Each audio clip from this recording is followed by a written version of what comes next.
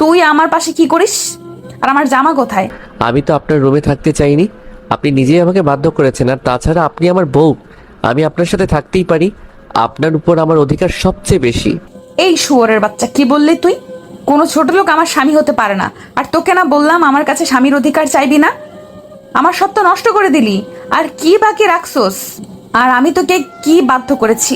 কালকের ঘটনা ভুলে গেলেন নাকি? আপনার জন্যই সব হয়েছে।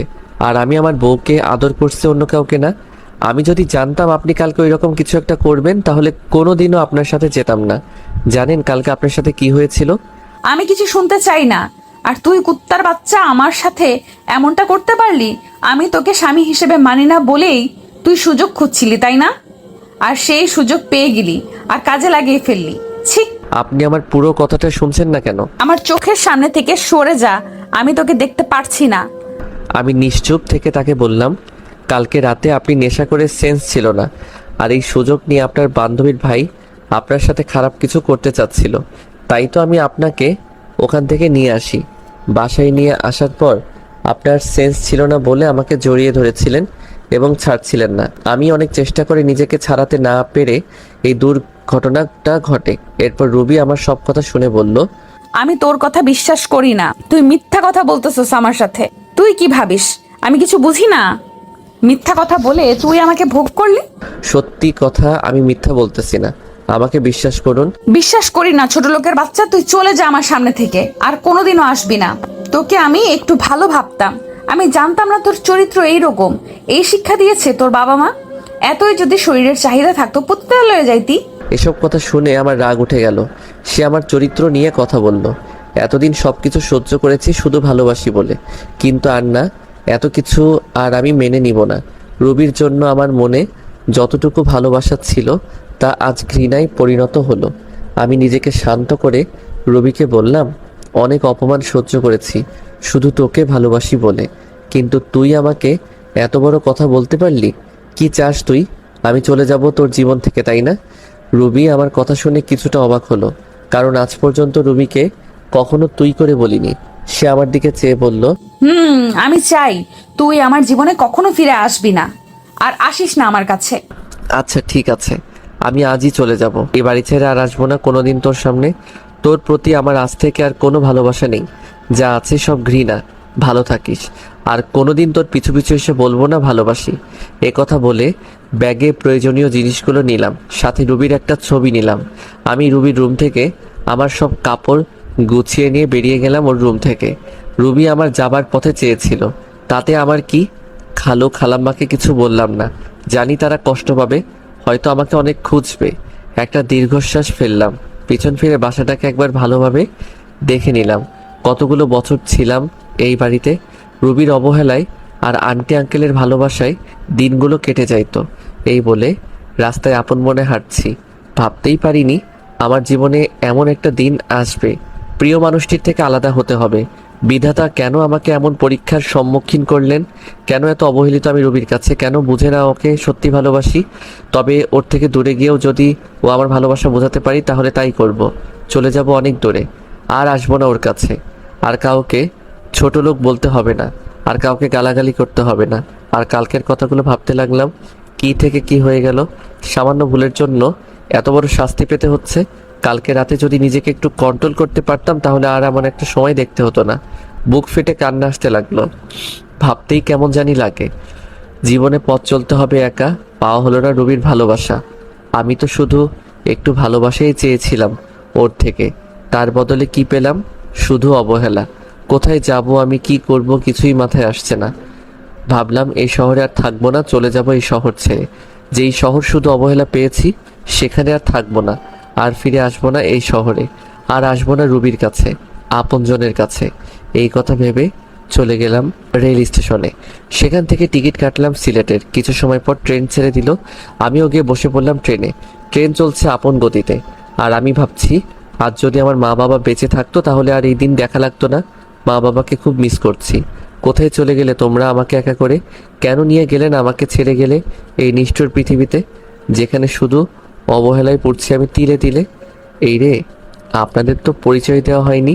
আমি হলাম আরিফ, বাবা মায়ের একমাত্র সন্তান। আমি যখন ক্লাস 10-এ পড়ি তখন আমার মা বাবা রোড অ্যাক্সিডেন্টে মারা যায়। ভাগ্যক্রমে আমি বেঁচে যাই। তারপর থেকে খালা খালুর বাড়িতে বড় হই। আর রুবি হচ্ছে তাদের একমাত্র মেয়ে। আমি অনার্স 3য় বর্ষে পড়ি, রুবিও। গল্পের সাথে সব কিছু জানতে পারবেন। আপনাদের সাথে কথা বলতে বলতে চলে আসলাম নিজ গন্তব্য সিলেট শহরে। ট্রেন থেকে নেমে পড়লাম। সাইনবোর্ডে তাকিয়ে দেখি এই জায়গার নাম চাঁদপুর। আমি কিছুক্ষণ স্টেশনে একটা চেয়ারে বসে বসে খালা খালুর কথা ভাবছি। তারা আমাকে বাড়ি না দেখতে পেয়ে পাগলের মতো খুঁজছে হয়তো। আর রুবি হয়তো অনেক খুশি হয়েছে আমি তার জীবন থেকে চলে আসছি বলে। আর কোনো ছোট লোক তার পিছে ঘুরবে না, এসব কথা মনে পড়ছে। আর দু চোখ বেয়ে শুধু পানি পড়ছে। তবে আমিও ভেবে নিয়েছি কোনো দিন নিজের শহরে যাব না, আর রুবিকে আমার এই চেহারা দেখাবো না। এখন একটা থাকার জায়গা করতেই হবে, তারপর কলেজে ভর্তি হতে হবে। কিন্তু কে সাহায্য করবে আমাকে? আমি তো কাউকে চিনি না এখানে।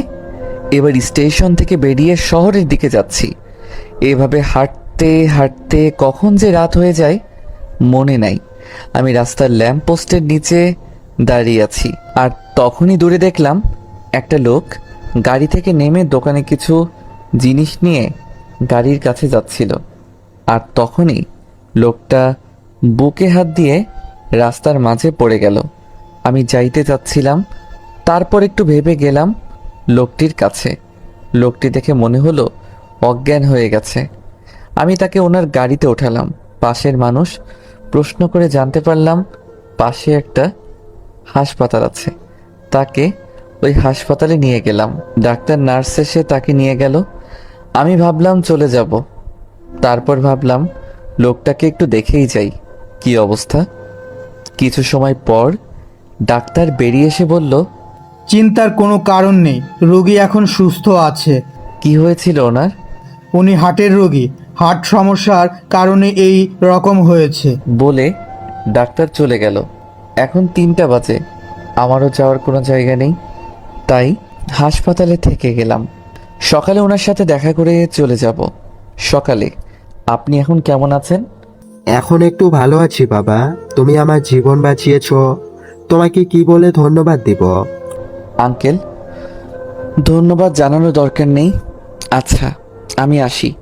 তোমাকে দেখে মনে হয় এই শহরের না বাসা কোথায় তোমার? আমি ঢাকা থেকে এসেছি এখানে কাজের খোঁজে। আঙ্কেল কিছু একটা ভেবে আমাকে বললেন, কোন ক্লাস পর্যন্ত পড়াশোনা করছো? আমি এখন অনার্স 3rd ইয়ারে পড়ি। আচ্ছা, তোমাকে আমার অফিসে কাজ দিব, করবে? আমি ওনার জীবন বাঁচিয়েছি বলে হয়তো করুণা করছে, তা বাদে এখানে থাকতে গেলে ও চাকরির দরকার, তা ভেবে হ্যাঁ করে দিলাম। আচ্ছা চলো, আজ থেকে তুমি আমার বাড়িতে থাকবে। না আঙ্কেল, তা হয় না। আমি আপনার জীবন বাঁচিয়েছি বলে একটা চাকরি দিলেন, তা অনেক। আমি ঠিক একটা ভাড়া বাড়ি ম্যানেজ করে নিব। তোমাকে বাড়ি দেখতে হবে না, আমার বাড়িতেই ভাড়া থেকো, এবার খুশি? আচ্ছা, এই বলে বিকেলে হাসপাতাল থেকে সোজা আঙ্কেলের বাসায় রওনা দিলাম। গাড়িতে বসে ভাবলাম, যাক বাবা, বাঁচা গেল। ভাগ্যের কি পরিহাস, চিনি না জানি না একটা লোক আমাকে নিয়ে যাচ্ছে তার বাসায়। অবশেষে একটা থাকার জায়গা তো পেলাম। এসব ভাবতে ভাবতে চলে আসলাম আঙ্কেলের বাসায়। বাসাটা অনেক বড়, দেখে বোঝা যাচ্ছে আঙ্কেল বড় লোক, কিন্তু আমাদের মতো না। বাসার ভিতর ঢুকে আঙ্কেল সবাইকে ডাক দিল। সবাই আঙ্কেলকে দেখছে ঠিক আছে কিনা। আঙ্কেল সকালে ফোন করে সবাইকে বলে দিয়েছিল। আন্টি আমার কাছে এসে বলল, বাবা, তোমাকে অসংখ্য ধন্যবাদ। ধন্যবাদ দেওয়ার দরকার নেই, তা বাদে আঙ্কেল আমার জন্য আজ যা করলো তা এর কাছে কিছুই নয়। আচ্ছা বাবা, ওই উপরের তালা রুমটা তো থেকো, তুমি ওইখানে থাকবে। যাও, ফ্রেশ হয়ে আসো, সবাই একসাথে খাবার খাবো। আচ্ছা। যাওয়ার পথে আঙ্কেলের মেয়ের সাথে দেখা হলো। ধন্যবাদ আমার বাবার জীবন বাঁচানোর জন্য। আরে ধন্যবাদ জানানোর প্রয়োজন নেই। আপনার নামটা কি জানতে পারি? আরিফ। আপনার নাম কি?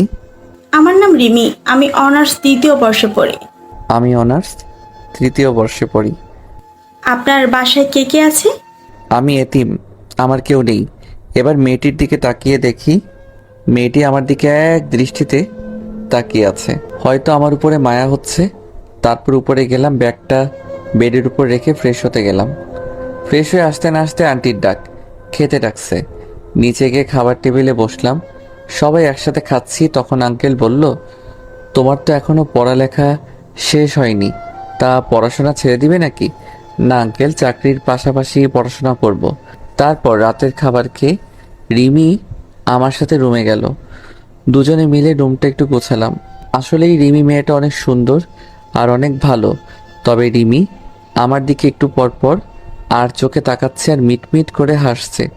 সকালে উঠে ফ্রেশ হয়ে হালকা নাস্তা করে রিমির সাথে তাদের কলেজে গেলাম। ভর্তির কাজ সব শেষ হলে 3টা ক্লাস করে বাইরে এসে দেখি রিমি আমার জন্য বাইরে দাঁড়িয়ে আছে। কেমন হলো আজকের ক্লাসগুলো?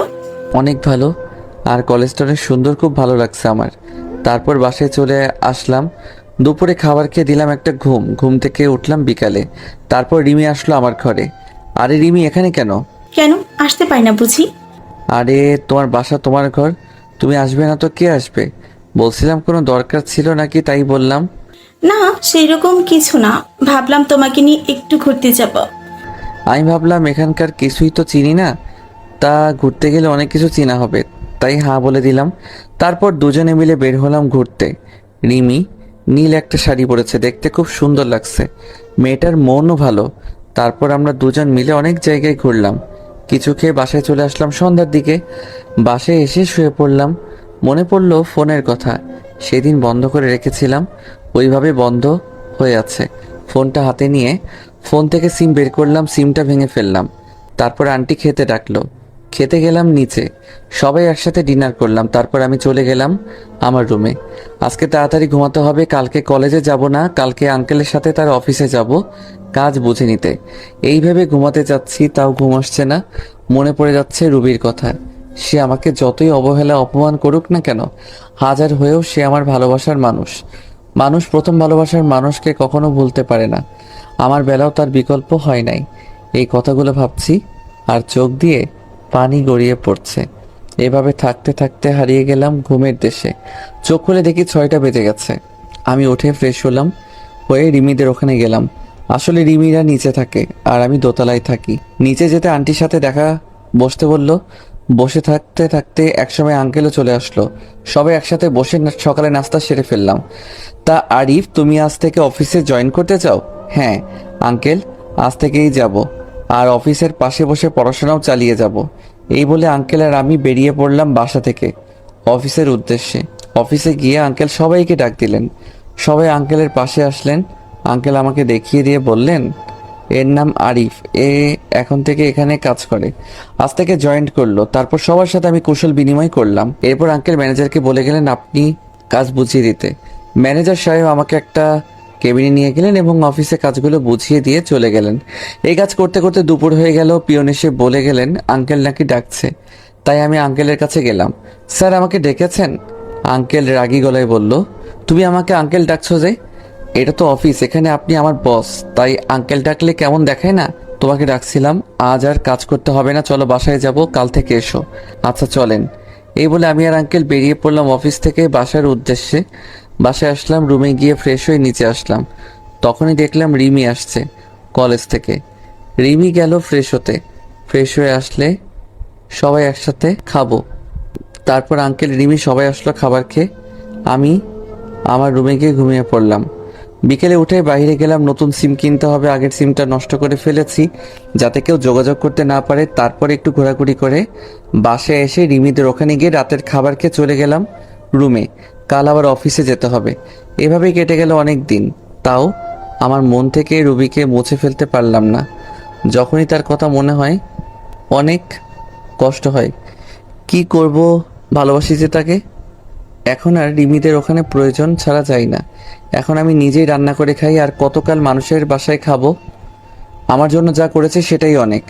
রিমিদের বাসায় যাই না দেখে রিমি প্রতিদিনই কিছু না কিছু নিয়ে আসে আমার জন্য, বারণ করা সত্ত্বেও নিয়ে আসে। তবে রিমির ব্যবহার দেখে আমি খুব অবাক হই। মেয়েটা এত ভালো, আর মাঝে মাঝে রিমির আচরণ দেখে মনে হয় রিমি আমাকে খুব ভালোবাসে। আমার কখন কি লাগবে সবসময় চোখে চোখে রাখবে, কেয়ার করবে, মিষ্টি শাসন করবে। রিমির মিষ্টি শাসন আর কেয়ারগুলো খুব ভালো লাগে, কিন্তু আমি যে তাকে ভালোবাসতে পারবো না। আমার মন যে অনেক আগে একজনকে দিয়ে ফেলেছি।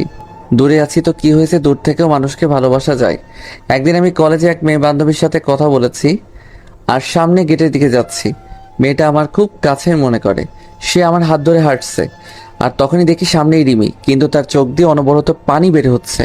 আমি আমার বন্ধুর কাছ থেকে বিদায় নিয়ে যেই রিমির কাছে যাব, তখনই রিমি আমাকে অনেক জোরে একটা থাপ্পড় মারলো। থাপ্পড় মেরে রিমি চলে গেল বাসায়, আর আমি মাথা নিচু করে দাঁড়িয়ে আছি। চোখ দিয়ে দুফোঁটা নোনা জল বেরিয়ে আসলো। আবার সেই পুরনো কথা মনে করিয়ে দিল। রুবি ঠিক একইভাবে আমাকে চড় মেরেছিল। আমার এক খুব কাছেরই মানুষ, খুব কষ্ট পেয়েছিলাম তখন। রিমি আমাকে থাপ্পড় মারলো, তখন হাজার গুণ কষ্ট পেয়েছিলাম। কলেজের পর আমি আর রিমিদের বাড়ি যাইনি, একটা চায়ের দোকানে বসেছিলাম। বসে থাকতে থাকতে সন্ধ্যা হয়ে আসছে। রিমি আমাকে থাপ্পড় মেরেছে, এই জন্য আমি কষ্ট পাইনি। রিমি আমাকে থাপ্পড় মেরে আমার পুরনো কথা মনে করে দিয়েছে, তাই খুব কষ্ট হচ্ছে। তাই বসে আছি আর সিগারেট খাচ্ছি। হঠাৎ করে ফোনটা বেজে উঠলো, হাতে নিয়ে দেখি রিমি ফোন করেছে, বাসায় যেতে বলছে। তাই আর বসে থাকলাম না, বাসার দিকে রওনা হলাম। কিছুক্ষণ হাঁটার পর বাড়ি চলে আসলাম। দরজার কাছে এসে দেখলাম দরজা আগে থেকে খোলা। আরে চাবি তো আমার কাছে, দরজা কে খুললো? ভিতরে গিয়ে দেখি রিমি। তাহলে রিমি খুলেছে। আসলে বাড়িওয়ালার কাছে আরেক সেট চাবি ছিল। রুমে ঢুকতে রিমি বলে উঠলো, কোথায় ছিলে তুমি? জানো আমি কত কান্না করেছি তোমার জন্য, কত চিন্তায় ছিলাম। এবার রিমি দৌড়ে এসে আমাকে জড়িয়ে ধরে জোরে জোরে কান্না করে দিল। আমি তো বেশ অবাক হলাম। রিমি, তুমি কি করছো? ছাড়ো আমায়। না, ছাড়বো না। তুমি কিচ্ছু বোঝো না, আমি তোমাকে কতটা ভালোবাসি। তোমার সাথে অন্য কাউকে দেখতেই পারি না। আমি তোমাকে অনেক অনেক ভালোবাসি। রিমি, তোমার মাথা ঠিক আছে? কি বলছো এসব? পাগল হয়ে গেলে নাকি? হ্যাঁ, আমি পাগল হয়ে গেছি, তোমার প্রেমে পাগল। আমি তোমাকে ছাড়া বাঁচবো না। আমি তোমাকে ভালোবাসি না, আর সবচেয়ে বড় কথা, আঙ্কেল আমাকে অনেক বিশ্বাস করে এখানে নিয়ে এসেছে। আমি তার বিশ্বাস কখনো নষ্ট করব না। বাবার কথা বলছো? বাবাকে আমি বুঝিয়ে বলবো। তুমি যাই করো, আমি তোমাকে ভালোবাসতে পারবো না। তুমি যদি বেশি বাড়াবাড়ি করো তাহলে আমি এই বাড়ি ছেড়ে চলে যাব। না না, তোমাকে বাড়ি ছেড়ে যেতে হবে না, আমি চলে যাচ্ছি। এই কথা বলে রিমি কাঁদতে কাঁদতে চলে গেল। যা ভয় পেয়েছিলাম তাই হলো। যারে ভালোবাসি সে আমাকে ভালোবাসে না, আর যাকে ভালোবাসি না সে আমাকে ভালোবাসে। এরপর থেকে রিমির সাথে আর দেখা হয়নি, তাদের ওখানেও যাইনি। কি বলবো রিমিকে? আমি যে তাকে ভালোবাসতে পারবো না, আমি বিবাহিত। এই ভেবে কয়েকদিন চলে গেল। একদিন আঙ্কেল তাদের বাসায় যেতে বললেন, আমিও গেলাম। আরে তুমি আমার মেয়েকে বাঁচাও। কি হয়েছে রিমির? কয়েকদিন ধরে ঘর থেকে আর বের হয় না, খাওয়া দাওয়া কিছু করে না, শুধু বলে আরিফকে এনে দাও। বাবা, তুমি আমার মেয়েকে বিয়ে করো। না আঙ্কেল, এটা হয় না। আমি রিমিকে বিয়ে করতে পারবো না। আপনি আমাকে যে উপকারটা করেছেন তা আমি জীবন দিয়ে হলেও শোধ করতে পারবো না, কিন্তু আমি জেনে শুনে আমার জীবনের সাথে আরও একটা জীবন নষ্ট করতে পারবো না।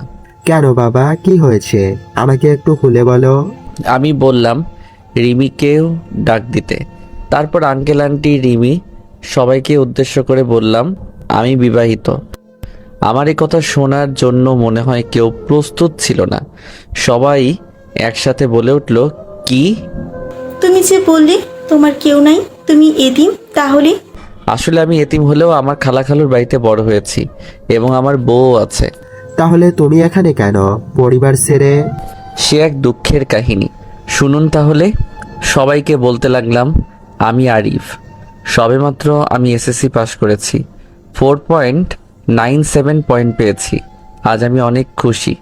বাসায় থেকে বেরিয়ে রেস্টুরেন্টের উদ্দেশ্যে রওনা দিলাম, কারণ মিষ্টি তো নিতেই হবে। মিষ্টি নিয়ে বাসায় এসে সবাইকে খাওয়াইলাম। তারপর খাওয়া দাওয়া করে শুয়ে আছি, এমন সময় আমার ফোন চিল্লাচিল্লি করতেছে, মানে কেউ বা ফোন দিয়েছে। স্ক্রিনে তাকিয়ে দেখি মামুন ফোন দিয়েছে। রিসিভ করতেই, কিরে শালা, 4টা বাজতে চললো, আজ আড্ডায় আসবি না? ভুলেই গিয়েছিলাম। তোরা আয়, আমি আসছি। সবাই আসছে, তুই তাড়াতাড়ি আয়। আচ্ছা, 5 মিনিট অপেক্ষা কর। ওকে। তারপর ফোন কেটে দিয়ে আড্ডার দিকে রওনা দিলাম। আসলে মামুন, রহিম, মোকসেদ, নাজমুল আমরা প্রাইমারি থেকে পরিচয়, আমরা ফ্রেন্ড। আড্ডায় এসে আমরা সবাই কথা বলতে লাগলাম। হঠাৎ রহিম বলতে লাগলো, সবাই শোনো, আমাদের গার্লফ্রেন্ড আছে কিন্তু আরিফ তো সে নেই। বেচারা সারা জীবন মনে হয় একই রকম থাকবে হিজড়া হয়ে। হয় মনে হয়। শালারা, দেখ আমি কি করি তোদের গার্লফ্রেন্ডদের, ফোন দিয়ে কি বলি। দোস্ত দোস্ত, না রে, না রে, এবারের এবারের মতো মাফ করে দে, আর হবে না। ওকে, মনে থাকে যেন। সেই সময় আম্মুর ফোন আসলো। আমি ফোন বের করে বললাম, হ্যাঁ আম্মু বলো। তুই কোথায় আছিস? এই তো বন্ধুদের সাথে আড্ডা দিচ্ছি। এখন আর আড্ডা দিতে হবে না, বাসায় আয়, দরকার আছে। আচ্ছা। বন্ধুর কাছ থেকে বিদায় নিয়ে বাসায় আসলাম। এসে ফ্রেশ হয়ে খাবার টেবিলে বসলাম। তোর তো পরীক্ষা শেষ, আর তোর আব্বু অনেকদিন পর ছুটি পেয়েছে, তাই ভাবলাম তোর খালার বাড়ি থেকে ঘুরে আসবো। কি বলিস? আমার যে কি আনন্দ হচ্ছে, খালার বাড়ি যাব। আপনারা ভাবছেন খালার বাড়ির কথা শুনে এত আনন্দ হচ্ছে কেন? কার সেখানে গেলে আমার খালাতো বোন রুবির সাথে দেখা হবে, কারণ ওকে আমি ছোট্টবেলা থেকেই পছন্দ করি। আচ্ছা, কবে যাব আমরা? কালকেই সকালে তাড়াতাড়ি উঠিস। কিন্তু কে জানতো এর বের হওয়াই হবে আমার মা বাবার সাথে শেষ বের হওয়া। আমাদের গাড়ি অ্যাক্সিডেন্ট করলো। আমি গাড়ি পিছনের সিটে থাকায় কোনো মতে বেঁচে যাই, কিন্তু আমার মা বাবা আর বাঁচলো না। মা বাবা চলে যাওয়ার পর আমি অনেক ভেঙে পড়ি। তখন খালা খালু তাদের বাড়ি নিয়ে গেল এবং ওখান থেকেই বড় হই। খালা আমাকে নিজের ছেলের মতোই ভালোবাসতো, কিন্তু রুবি যাকে আমি ভালোবাসি সে ছিল খুবই অহংকারী। আমাকে সে পছন্দ করতো না, বলতে গেলে আমাকে দেখতেই পারতো না। আমাকে অনেক অবহেলা করে, কলেজে যেও আমার সাথে খারাপ ব্যবহার করে। এভাবে দিন পার করতে লাগলাম। এখন আমি ভার্সিটিতে পড়ি। একদিন আমার বন্ধু আমাকে বলে সে একটা মেয়েকে পছন্দ করে। আমাকে একটা লাভ লেটার দিয়ে বলল ওই মেয়েটাকে দিতে। আমার আবার ওই মেয়েটার সাথে ভালো সম্পর্ক ছিল, তাই লাভ লেটারটা নিয়ে ওই মেয়েকে ডাক দিয়ে চিঠিটা ওর হাতে দিলাম। সে সময় রুবি পাশ দিয়ে যাচ্ছিল। এসব দেখে মেয়েটার হাত থেকে চিঠিটা নিয়ে, তো সাহস কি করে হয় ওই মেয়েকে প্রেমপত্র দেওয়ার? আমি ইচ্ছা করে দেইনি। তোকে আর কিচ্ছু বলতে হবে না। তোদের মতো কিছু ছেলের জন্যই আজকে মেয়েরা সমাজে অবহেলিত। কয়েকদিন পর ভার্সিটিতে এসেই মেয়েদের প্রেমপত্র দেওয়া শুরু। জানি না সামনে আর কি করবি। তোকে দেখে তো মনে হয় একদম নিষ্পাপ বাচ্চা, কিন্তু তুই যে এমন একটা কাজ করবি তা তোকে দেখে কেউই বুঝতে পারবে না। আর শোন, আর কখনো কোনো মেয়ের সাথে এরকম করবি না। মাথা নিচু করে দাঁড়িয়ে আছি। অনেক ছাত্রছাত্রী দাঁড়িয়ে আমাকে দেখছে। কোনো কিছু না করে ও এইভাবে সবার সামনে অপমানিত হলাম। অবশ্য রুবির কাছ থেকে অপমানিত হওয়া আমার কাছে নতুন কিছু নয়। সেই ওর বাড়িতে আসার পর থেকেই অপমানিত হয়ে আসছি, বাবা মা মারা যাওয়ার পর থেকে। সরি বন্ধু, আমার জন্য তোর এমনটা হলো। আরে এসব কিছু মনে করিনি, চল। কলেজ থেকে বের হয়ে আসলাম আর ভাবতে থাকলাম রুবি কেন আমার সাথে এরকম আচরণ করে। বাসায় গিয়ে কিছু খেয়ে ঘুমিয়ে পড়লাম। পরের দিন ঘুম থেকে উঠতে একটু দেরি হয়ে গেছিল, তাই ভার্সিটি যেতে একটু দেরি হলো। কি ব্যাপার, এত দেরি হলো কেন? সরি স্যার, আর হবে না। আচ্ছা যাও। ক্লাস শেষ করে বাসায় চলে আসলাম। রুবি আমি এক ক্লাসেই পড়ি, কিন্তু ও আমার সাথে কথা বলে না, মনে হয় চিনেই না আমাকে। বাসায় আসতে আসতে 2টা বেজে গেল। বাসায় এসে দুপুরে খাবার খেয়ে ঘুমাতে গেলাম। বিকেলে বাহির থেকে ঘুরে এসে পড়তে বসলাম। 10টার দিকে খাবার খেয়ে ঘুমিয়ে গেলাম। ঘটনা ঘটলো সকালে। হারিফ শোন, তোরা এখন অনেক বড় হয়ে গিয়েছিস। আমি আর তোর খালু চাই তোকে রুবির সাথে বিয়ে দিতে। তোর কোনো আপত্তি আছে? আমি ভাবলাম সকালে আজ কার মুখ দেখে উঠেছিল যে খালা নিজে এসে বিয়ের কথা বলছে। আমি যেহেতু রুবিকে পছন্দ করি প্লাস ভালোবাসি, তাই আর না করলাম না। ভাবলাম রুবি ঠিক একদিন আমাকে ভালোবাসবে, আমার কোনো আপত্তি নেই। কিন্তু রুবি কি এই বিয়ে করতে রাজি হবে? সেটা তুই আমাদের উপর ছেড়ে দে। তারপর খালাম্মা চলে গেল। আমি জানতাম রুবি এই বিয়ে মানতে চাইবে না, কিন্তু খালা খালুর জোড়াজড়িতে হ্যাঁ বলে দিছে। দেখতে দেখতে আমাদের বিয়েটাও ভালোভাবে হয়ে গেল। আমি এখন যাচ্ছি বাসর ঘরে। ঘরে গিয়ে দেখলাম রুবি খাটের উপরে বসে আছে। আমি কিছুটা সাহস নিয়ে গেলাম তার কাছে। যেই খাটে বসলাম আর রুবি বলতে শুরু করলো, এই ছোট লোকের বাচ্চা, আমার কাছে একদম আসবি না, এখান থেকে চলে যা। রুবি, আমরা তো এখন স্বামী স্ত্রী। আমি তোকে স্বামী হিসেবে মানি না। আর তুই কি ভাবলি তোর মতো ছোট লোককে আমি বিয়ে করতে রাজি হব? হ্যাঁ, বাবা মায়ের জোড়াজড়িতে এই বিয়ে করছি। রুবি, আমি তোমাকে অনেক ভালোবাসি, প্লিজ তুমি আমাকে মেনে নাও। দেখো, আমি তোমাকে অনেক সুখেই রাখবো। তোর মতো ছোট লোককে আমি ভালোবাসবো কোনো প্রশ্নই আসে না। আর তুই কোনো দিন আমার কাছে স্বামীর অধিকার খাটাতে আসবি না। আর শোন, এই কথাগুলো মা বাবা যেন জানতে না পারে। যা, মেঝেতে গিয়ে শুয়ে পড়। আমি একটা বালিশ নিয়ে নিচে শুয়ে পড়লাম। আমি জানতাম রুবি আমাকে মানবে না, কিন্তু কিছুদিন পর সব ঠিক হয়ে যাবে, এই আশা নিয়েই থাকা। কিন্তু আমার ধারণা ভুল। দিন যাচ্ছে আর রুবি আমার প্রতি আরো খারাপ ব্যবহার করছে। রুবি কাপড় চেঞ্জ করছিল, আমি জানতাম না। হুট করে রুমে ঢুকতেই, এই কুত্তার বাচ্চা, রুমে আসতে গেলে নক করে আসতে বলছি না? না মানে আপনাকে খাওয়ার জন্য ডাকতেছে। এদিকে আয়। আমি ওর একটু কাছে গিয়ে দাঁড়ালাম। ঠিক তখনই রবি আমাকে ঠাস ঠাস করে দুই গালে দুইটা থাপ্পড় মারলো। থাপ্পড়গুলো অনেক জোরে মারলো, তাই ঠোঁট কেটে রক্ত বের হতে লাগলো আর আমার চোখ দিয়ে পানি ঝরতে লাগলো। ভীষণ ব্যথা করতেছে। এরপর যদি রুমে আসিস তাহলে নক করে আসবি, যত সব ছোট লোক। এখন যা, আমি আসতেছি।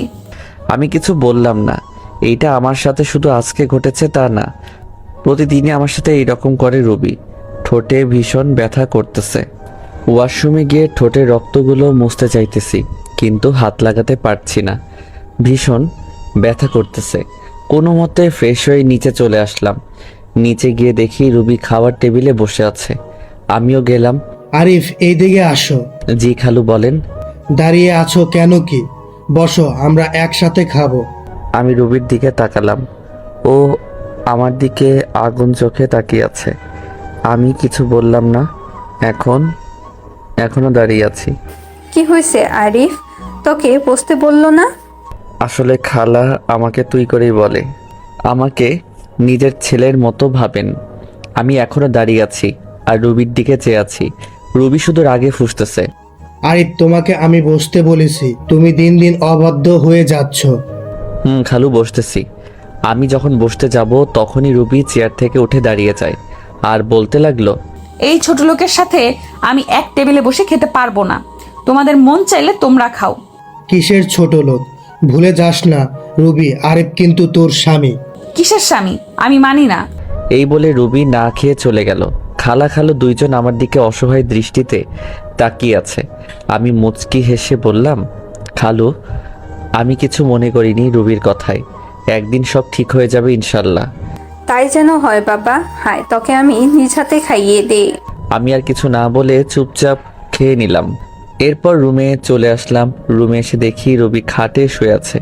আমি সোফায় গিয়ে শুয়ে পড়লাম। আব্বু আম্মুর কথা খুব মনে পড়তেছে। আজকে যদি ওরা বেঁচে থাকতো তাহলে আর আমাকে এইরকম দিনগুলো দেখতে হতো না।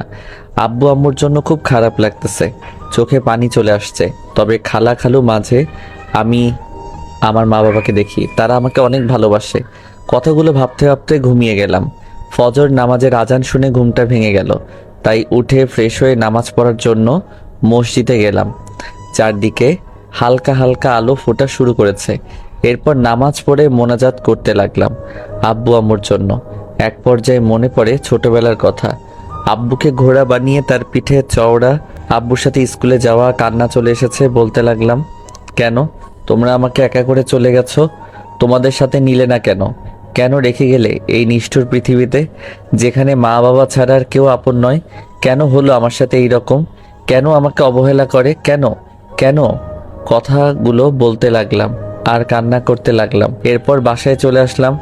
বাসায় ঢোকার সময় খালা আমাকে তাদের রুম থেকে ডাক দিলেন। রুমে গিয়ে দেখি খালা নামাজের বিছানায় বসে আছেন। আমি গিয়ে খালার পাশে বসলাম আমার মাথায় হাত রাখলেন। রুবি তোকে খুব কষ্ট দেয় তাই না রে? মুচকি হেসে বললাম, ও এমন কিছু না খালা, ভালোবাসার মানুষটার তাই তো কষ্ট দেয়, অন্য কেউ তো আর না। আমি সব বুঝি রে বাবা, তোর জন্যই খুব কষ্ট আমার। মেয়েটা কেন তোর সাথে এমন করে কিছুই বুঝি না। কষ্ট এখন আর হয় না খালা, কষ্টগুলো এখন সহ্য করতে শিখে গেছি। দেখিস রুবি একদিন তোকে ভালোবাসবে। হুম। আচ্ছা তুই এখন রুমে যা, আর শোন রুবিকে ডেকে তোল, আমি নাস্তা তৈরি করতেছি। আচ্ছা খালা। এরপর রুবিকে ডাক দেইনি, কারণ ওকে ডিস্টার্ব করলে আবার আমার কপালে খারাপই আছে। ভালোবাসি তাই ওকে কিছু বলতেও পারি না। রুবিকে না ডেকে আমি কলেজে যাওয়ার জন্য রেডি হয়ে নিলাম। এরপর আবার নিচে চলে গেলাম, গিয়ে দেখি রুবি নিচে নাই। খালা, রুবি কই? কেন তোকে না বললাম ও ঘুম থেকে ডেকে তুলতে? ও খালা, ভুলে গেছি। আচ্ছা গিয়ে নিয়ে আয়। এরপর আমি রুবিকে ডাকতে চলে গেলাম। এরপর ডাক দিলাম কিন্তু কোনো উত্তর দিল না। আবার ডাক দিলাম, এরপর ওপার থেকে রুবি বলল, কি হয়েছে? সকালবেলা তো চিল্লাচিল্লি করছিস কেন?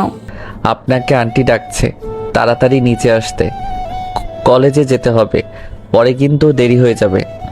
যা তো তুই, আমি আসতেছি, আর ডিস্টার্ব করবি না আমাকে। এরপর আমি আর কিছু না বলে চলে আসলাম। নিচে গিয়ে আমি নাস্তা করে নিলাম। এরপর রুবি নিচে আসতে লাগলো। আজকে খুব সুন্দর লাগতেছে, গোলাপি রঙের একটা ড্রেসে, কানের ফুল, চুড়ি আর হালকা লিপস্টিক, আর সব মিলিয়ে জাস্ট অসাম লাগতেছে। আমার হাঁ করে তাকিয়ে থাকা দেখে রুবি আমাকে বলল, কুত্তার মতো এভাবে তাকিয়ে আছিস কেন, শুয়োরের বাচ্চা? রুবির কথাটি সোজা গিয়ে আমার বুকে লাগলো। কি এক কপাল নিয়ে পৃথিবীতে এসেছি, নিজের বউয়ের দিকে তাকালেও গালি শুনতে হয়। ওই সময় শুধু চোখে পানি ছলছল করতেছে। আদিক্ষেতা না করে গাড়ি বের কর, কলেজে যাব।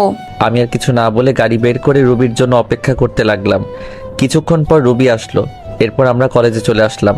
তুই গাড়ি পার্ক করে ক্লাসে চলে যা। যদি কোথাও যাস বা কারোর সাথে কথা বলিস তাহলে তোর অবস্থা খারাপ করে দিব। আমি শুধু মাথা নাড়ালাম। আমি খেয়াল করলাম ওর বান্ধবী ওকে বলতে লাগলো, রুবি তুই সব সময় আরিফের সাথে এই রকম করিস কেন? ছেলেটা কত স্মার্ট আর খুব ভালো, তাহলে কেন সব সময় অবহেলা করিস, কেন খারাপ আচরণ করিস? আর বড় কথা, ও এখন তোর স্বামী, তবুও কেন ওর সাথে খারাপ ব্যবহার করিস? কিসের স্বামী? হ্যাঁ, আর তোকে আমি বলে রাখলাম কোনো দিনও আমাকে কিছু শেখাতে আসিস না। আর এত যদি দরদ হয় তাহলে তুই ও ছোট লোকটাকে বিয়ে করে নে, তাহলে আমিও উদ্ধার হব। আমিও তো চাই, কিন্তু জানি ও তো তোকে ভালোবাসে। আমি হাজার চাইলেও আমার হবে না জানি, ওইটা আমি ভালোভাবে জানি। আরিফ আমাকে ভালোবাসে তুই কিভাবে জানিস? তোকে যদি ভালোই না বাসতো তাহলে তোর এত অবহেলা সহ্য করতো না, তোর এত খারাপ আচরণ মুখ বুজে সহ্য করতো না। আফসোস, আরিফের মতো কেউই আমার জীবনে এলো না। ভালোবাসা না ছাই, ছোট লোকের আবার ভালোবাসা। এই বলে ওরা ক্লাসে চলে আসতে লাগলো। তাই আমি তাড়াতাড়ি করে ক্লাসে চলে আসলাম। রুবির কথাগুলোতে খুব কষ্ট পেলাম। এরপর ক্লাসগুলো শেষ করে চলে আসলাম বাড়িতে। এইভাবে কাটতে থাকে দিন, আর রুবির অবহেলা প্রতিনিয়ত সহ্য করতে হচ্ছে। ভালোবাসার মানুষটির অবহেলা কত কষ্টের তা যদি রুবি জানতো তাহলে আমাকে এইভাবে অবহেলা করতো না। বসে আছি নিজের রুমে, তখন রুবি আসলো আমার রুমে। আজকে সন্ধ্যায় আমার এক বান্ধবীর জন্মদিনের পার্টি আছে, আমার সাথে তুইও যাইবি, তাই তাড়াতাড়ি রেডি হয়ে নিস। যদি দেরি করিস তাহলে তোর কপালে খারাপই আছে। আমি শুধু মাথা নেড়ে হ্যাঁ সূচক উত্তর দিলাম। এরপর সন্ধ্যায় রেডি হয়ে গাড়ি নিয়ে বাইরে অপেক্ষা করতে লাগলাম। রুবি আসতেছে, আজকে ও খুব সুন্দর লাগতেছে, কিন্তু ওই সৌন্দর্য আর দেখা হলো না। নিজেকে থেকে মুখ ফিরিয়ে নিলাম, জানি আমাকে এভাবে তাকিয়ে থাকতে দেখলে আবার গালি দিবে। কি হয়েছে? গাড়ি চালাস না কেন? এই তো চালাইতেছি। আমাদেরকে কোথায় যেতে হবে? চলতে থাক, আমি বলতেছি কোথায় যেতে হবে। ভেতরে গিয়ে এক জায়গায় বসে থাকবি, ওইখানে কেউ কিন্তু জানে না তুই আমার স্বামী, আর জানতেও যাতে না পারে, বুঝতে পারলি? আমি মাথা নাড়ালাম, ভিতরে চলে গেলাম। গিয়ে রুবি ওর বান্ধবীদের সাথে কথা বলছে। আমি একটা সিটে বসে ওকে দেখছি। এক পর্যায়ে জন্মদিনের কেক কাটা হলো। জন্মদিনের পার্টি বলে কথা, সেখানে দেখলাম রুবির বান্ধবী সবাই মিলে ড্রিঙ্কস করছে। কিন্তু এ কি, রুবি তো এসব খায় না। আমি দেখলাম রুবিও ড্রিঙ্কস করছে। যাকগে, যা করার করুক, আমার কি। আমি আনমনে বসে আছি।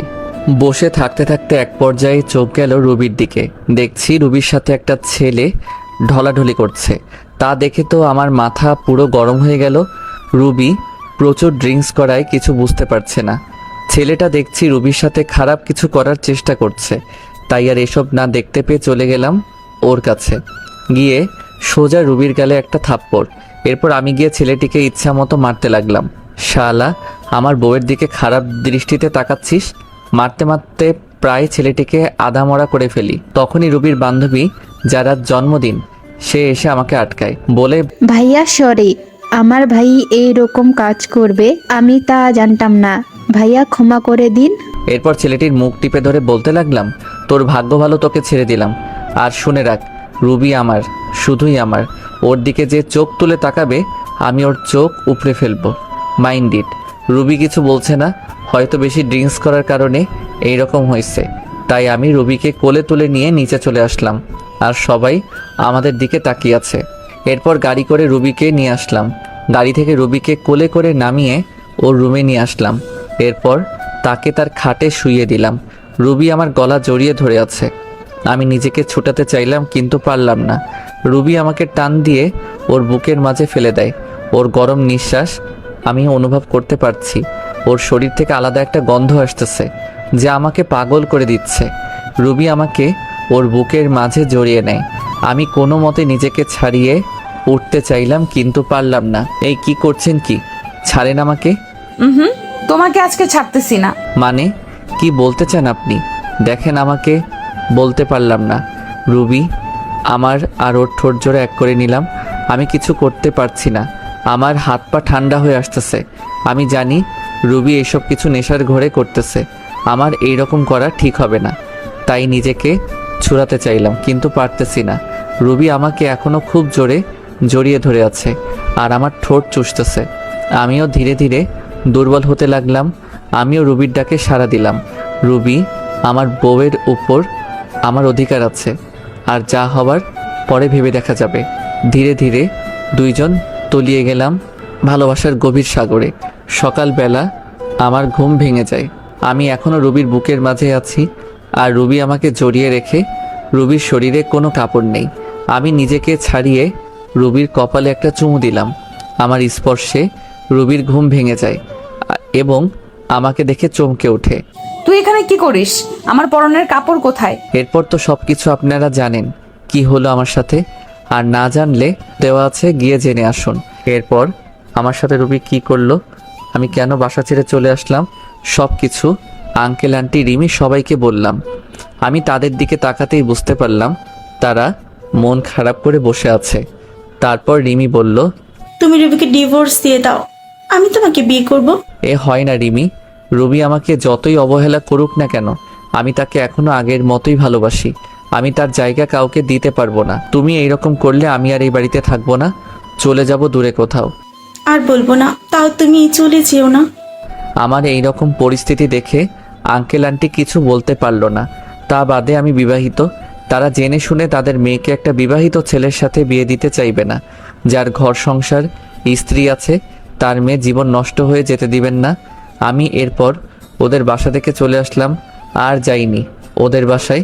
এইভাবেই দেখতে দেখতে 5 বছর চলে গেল। এখন আমার পড়ালেখা শেষ। এখন আঙ্কেলের অফিসে চাকরি করি। অনেক ভালো ভালো কোম্পানি থেকে চাকরির অফারও আসছিল, কিন্তু না করে দিয়েছি।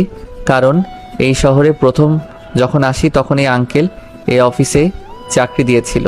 কেন জানি এক মায়া সৃষ্টি হয়ে গেছে, চাইলেও আর যেতে পারি না। তবে এই অফিসে এখন অনেক বড় পদে আমি আছি। সেদিনের পর থেকে রিমি আর কখনো ভালোবাসার কথা বলে না। আগের থেকে রিমির সাথে আমার আরও ভালো সম্পর্ক তৈরি হয়েছে, তবে সেটা বন্ধুত্বর। রিমি পড়াশোনা শেষ করায় সেও এখন আমার এই অফিসেই কাজ করে, এমডির পদে। তার বাবার পরিবর্তে সে এই অফিসের এমডি।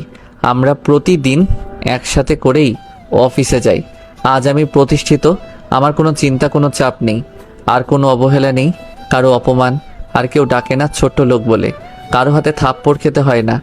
তবে এই কয়েক বছরে আমার কয়েকবার রবির কথা মনে পড়ে।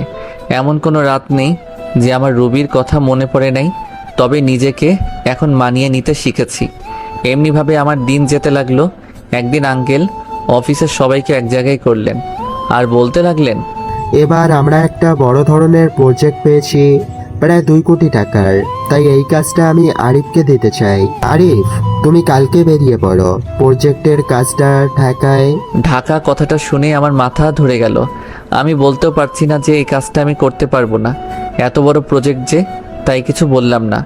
বাসায় এসে শুনলাম রিমিও যাচ্ছে আমার সাথে এই প্রজেক্টের কাজে। আঙ্কেল বলল, তোমাকে ওখানে থাকার কোনো চিন্তা করতে হবে না। রিমির ফুপুর বাড়ি ওখানেই তোমরা থাকবে কাজ শেষ না হওয়া পর্যন্ত। সকালে বের হব, তাই রাতে সব কিছু গুছিয়ে নিলাম এবং ঘুমিয়ে গেলাম। সকালে রিমি আর আমি রওনা হলাম ঢাকার উদ্দেশ্যে। রেল স্টেশনে গিয়ে টিকিট কাটলাম, সিলেট টু ঢাকা। কখনো ভাবতে পারিনি যে আবার ফিরবো ঢাকা।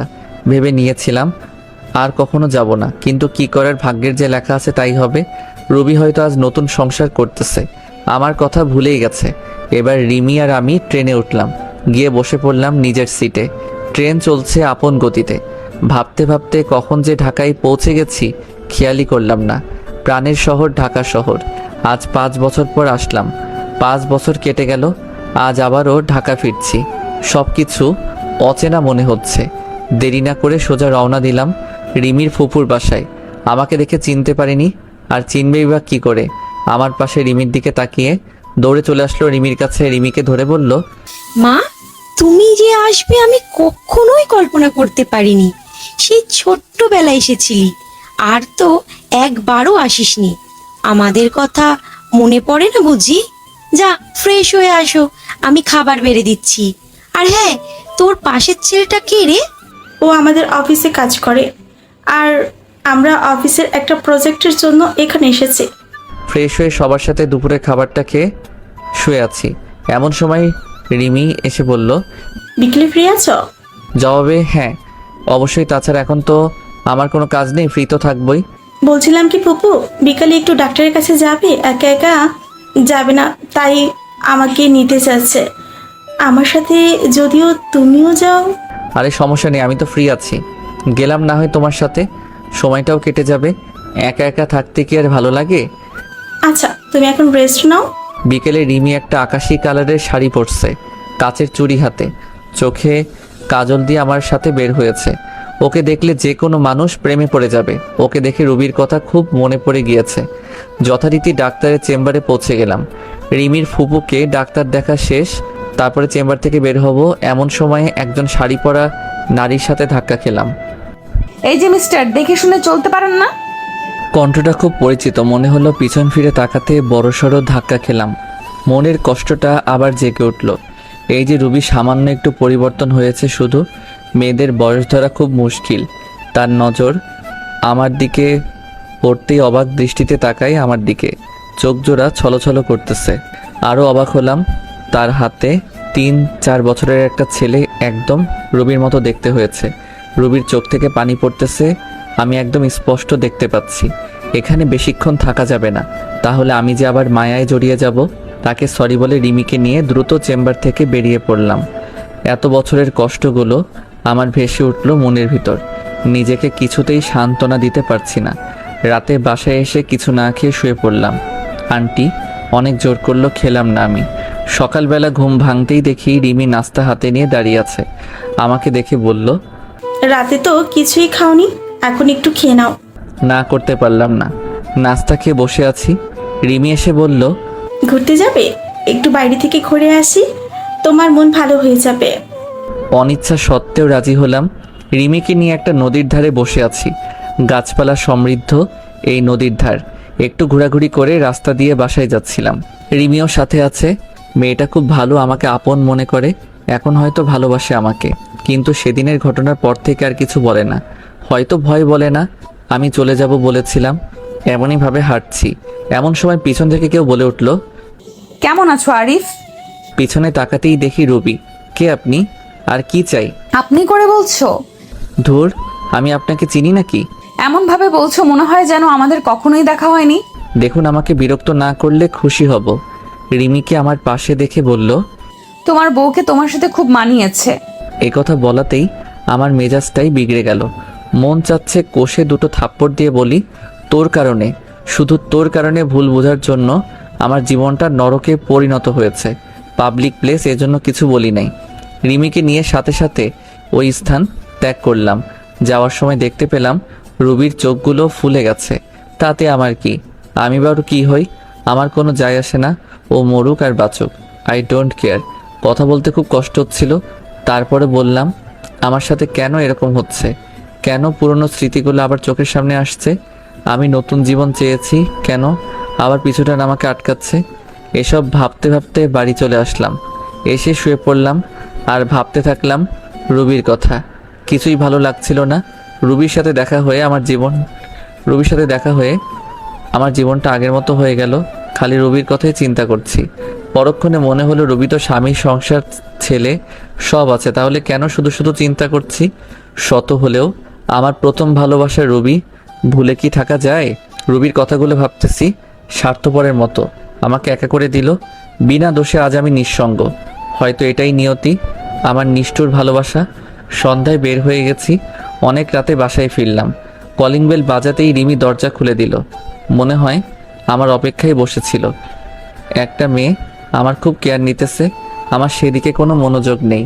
আমার হৃদয়ে শুধু রুবিই থাকবে। এত রাতে বাইরে কি করছিলে? রাতে বাইরে থাকতে নেই, ফ্রেশ হয়ে এসো, আমি খাবার দিচ্ছি। আমি কিছুই বললাম না, চুপচাপ খাবার খেয়ে বিছানায় চলে এলাম। সকালে ঘুম থেকে উঠে ল্যাপটপটা হাতে নিয়ে দেখি একটা ইমেইল আসছে।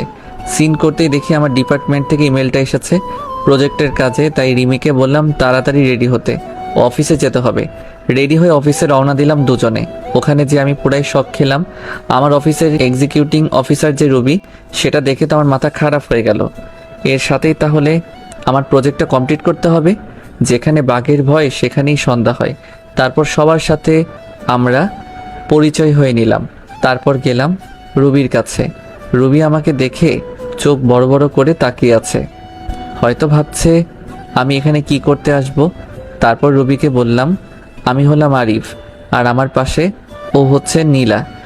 আমরা সিলেট থেকে এখানে আসছি এই প্রজেক্টের কাজে। ও আচ্ছা, সেই ব্যক্তিরা তাহলে আপনারা? এরপর কিছু কথা বলে চলে আসলাম। দুপুরে কাজ শেষে আমার ডেস্কে বসে আছি। এমন সময় একটা বাচ্চা ছেলের আনাগোনা দেখলাম। আরে এই তো সেই ছেলে যাকে রুবির সাথে আমি দেখেছি। আমি ডাক দিতে আমার কাছে আসলো। তোমার নাম কি বাবা? এখানে তুমি কার কাছে এসেছো? কেন?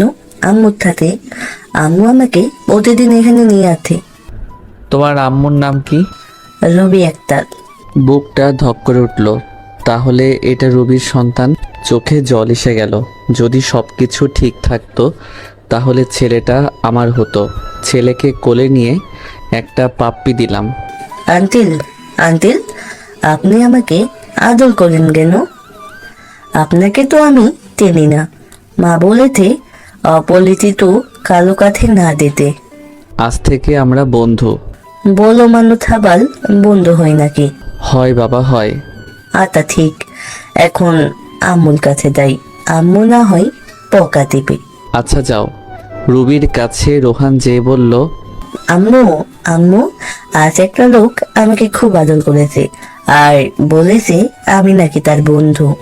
ও তাই বুঝি আমার সোনা বাবু? জানো আম্মু, লোকটা খুবই ভালো আর অনেক সুন্দর। সুন্দর মানুষকে সুন্দরী বলে বাবা।